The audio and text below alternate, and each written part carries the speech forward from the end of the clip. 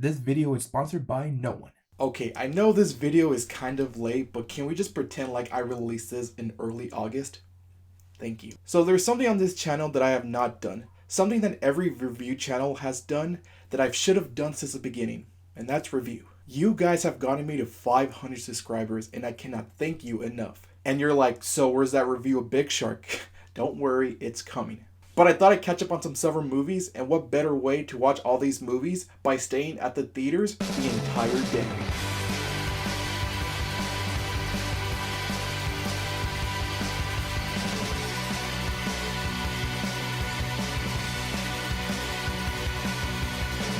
On July 13th, I spent all day going to the movies.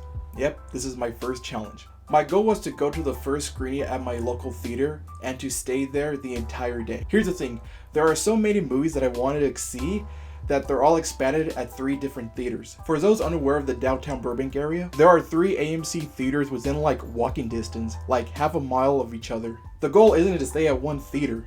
It was to spend the whole day at the movies. I did not go into this challenge alone. My girlfriend came with me. I got her an AMC Stubs membership, not sponsored. This challenge was not cheap. Those memberships gave us 3 movies a week. We watched 5 movies that day. We had to pay for an extra 2 movies. So let's get started. After getting some pancakes at IHOP, we headed to the 10:35 screening of Asteroid City at AMC Burbank 16. This wasn't the first movie I wanted to see. I wanted to save Asteroid City for a later time, but this movie was the first movie playing and I just wanted to get started early. And to see the Nicole Kidman ads to start off my day was amazing. So Asteroid City is the latest installment of Wes Anderson, and this movie was okay. I've only seen like half of Wes Anderson's movies, and there's something about his movies that just left me feeling amused. I enjoy Anderson's direction, but I feel like people are giving him too much credit for this movie. I somewhat disconnected from this movie, and even my girlfriend fell asleep for a little bit. I mean, there's no denying that his movies are fun to look at. The production design and aesthetic look incredible, but I feel like in this movie, it was all that he had to offer. Like French Dispatch, the cast are given nothing to do. The narrative is unexplainable. Like, who is this movie for? And for those scenes in black and white, I just hated them. I just wanted to go back to the actual film. I'll probably rewatch this movie again, but I wouldn't recommend it to anyone. There are better movies to watch of his instead. At 1:10, we made our way to see Transformers Rise of the Beast at the AMC Burbank 6th Theater. This theater had recliner seats, so it made it hard to stay awake. I literally fell asleep for like 5 minutes, and so did my girlfriend. Rise of the Beast was no better than Transformers, Bumblebee, or Darker than the Moon, but was definitely better than Revenge of the Fallen, Age of Extinction, and The Last Night. This movie was fine. What each movie suffers from is the lack of the Transformers themselves. They focus too much on the human, and I just want to see more of the Autobots. But as always, the action scenes are fun to watch. It was somewhat funny. Some jokes left me a chuckle, but one joke about being work friends was the most funniest. Action movies usually leave me thrilled, but after watching this movie, I just kind of walked away empty. At 3:55 p.m., we made our way to go see The Little Mermaid at the AMC Burbank 8.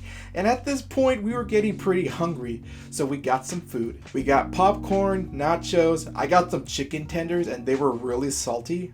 But hey, that's frozen movie theater food for you.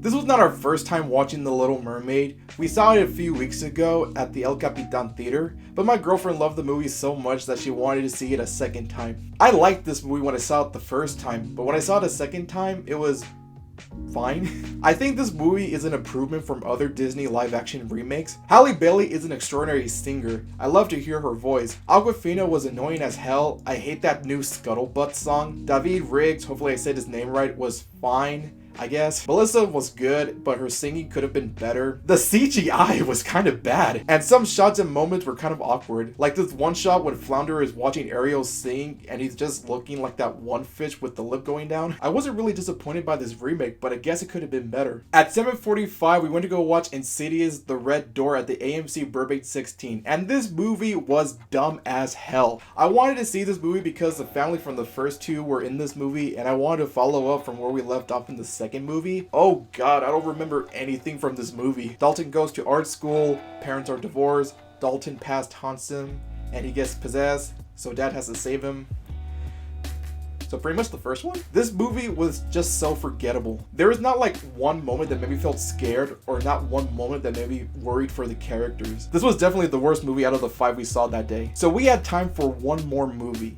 and that movie was a 10:35 p.m. screening of Sound of Freedom. And to address the drama on TikTok about the experience, it was really hot. My girlfriend and I got drinks before the movie and we finished them like half an hour into the movie, and the movie was 2 hours and 15 minutes. By then, the concession stands and the soda fountains were closed, so we couldn't get any refills. The AC was not on. After the movie, I went to go ask somebody from another theater to see if their AC was working, and they said yes. So where was the AC in my theater? Anyway, this movie was really good. From beginning to end, there was so much intensity. Jim Caviezel definitely carried this movie. His performance shows that he really cares about the subject in this film. I even like the little message he stated in the end credits. This movie does not shy from disturbance. Although this movie was PG-13, this movie felt rated R. You definitely feel for these characters and you want Jim to save these kids. I would say this movie has something going for it, and it has a big agenda, and I think it delivers it well, despite the producer being, you know.